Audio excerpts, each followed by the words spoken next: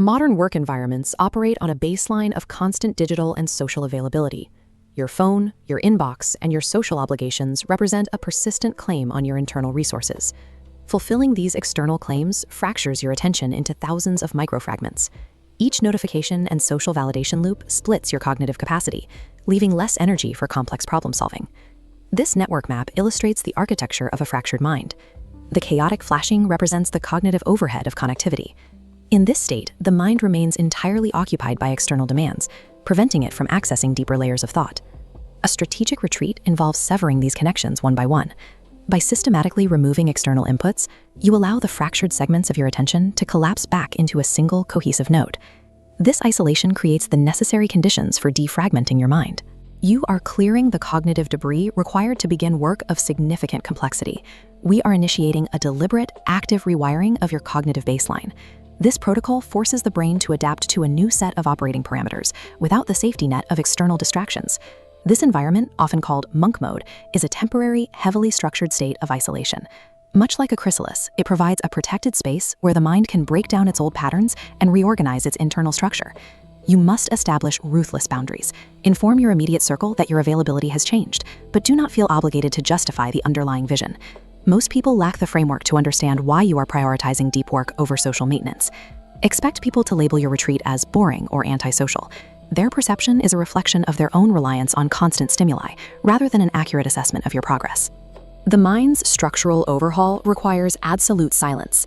It demands a period of intense, unbroken isolation, away from the external anchors that keep your current habits in place.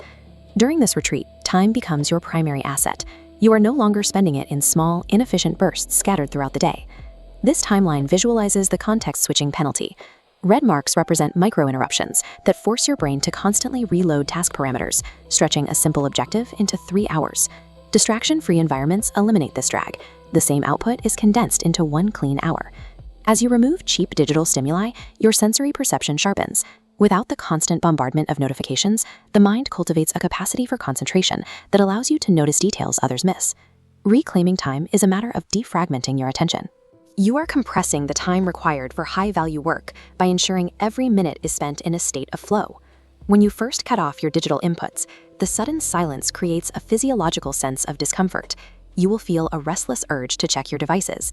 This graph represents your erratic stimulation baseline, wired for frequent, low-effort dopaminergic hits. Entering the withdrawal phase, this level drops sharply into a deep trough as your brain seeks those inputs. Eventually, your neurochemistry stabilizes into a steady baseline of psychological peace. This discomfort is the sensation of the mind purging its reliance on cheap external stimuli. It is the transition from being reactive to being autonomous.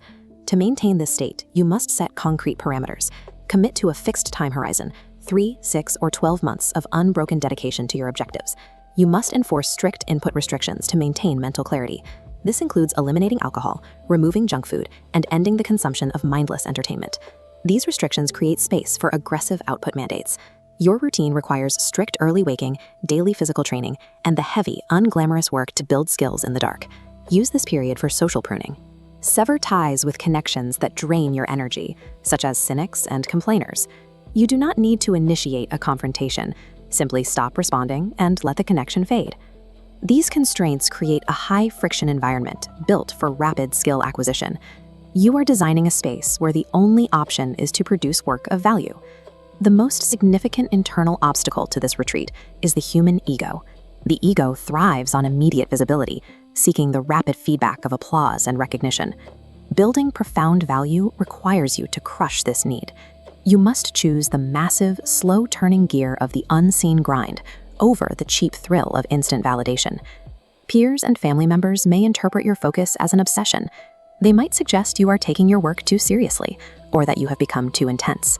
Encountering social friction is a leading indicator that you are successfully breaking away from the baseline behaviors of the crowd. In total isolation, you lose the ability to use external distractions as a shield. There is nowhere to hide from your own thoughts. Deep-seated insecurities will rise to the surface.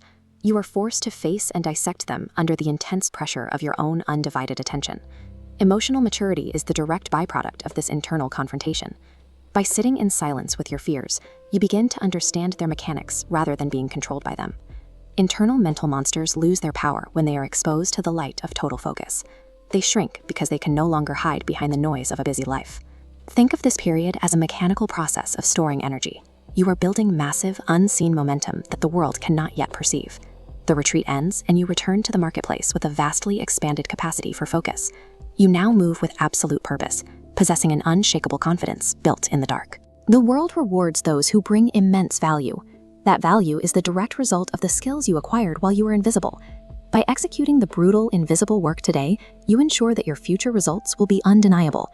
Your success will generate enough value that no broadcasting or self-promotion will ever be required.